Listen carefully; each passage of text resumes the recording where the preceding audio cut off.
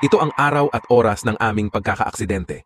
Dahil sa lakas ng ulan sa oras na yon at sa sasakyan na bigla na lang tumigil nang wala man lang kahit anong signal light, ay ito ang natamo namin.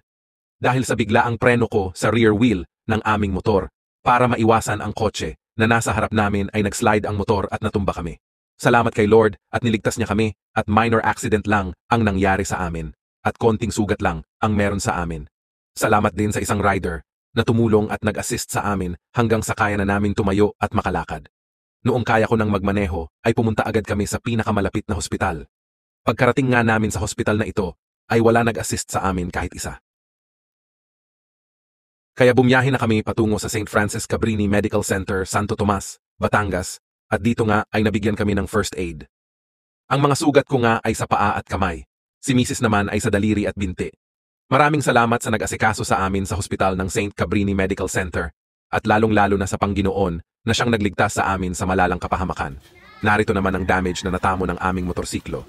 Dito nga ay may gasgas ang aming top box.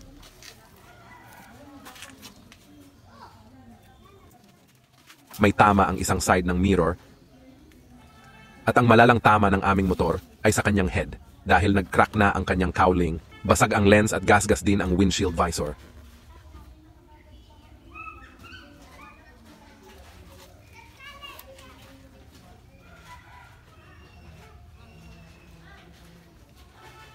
Buti na lang ay hindi na damage ang kanyang mga signal light.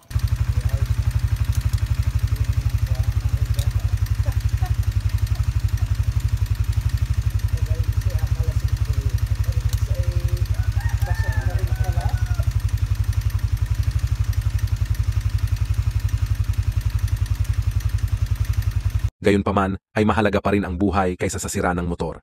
Kaya sa lahat po ng kapwa ko rider ay magdoble ingat po sa pagdadrive sa kalsada. Dahil hindi natin kabisado ang isip ng mga driver na kasabayan nating gumagamit ng kalsada. At palaging po tayong magsuot ng protective gear kahit saan tayo magpunta gamit ang motor at ang mahalaga sa lahat ay magdasal bago magsimulang maglakbay. Yun lang po at maging aral din po sana sa inyo ang pangyayaring ito. Salamat po.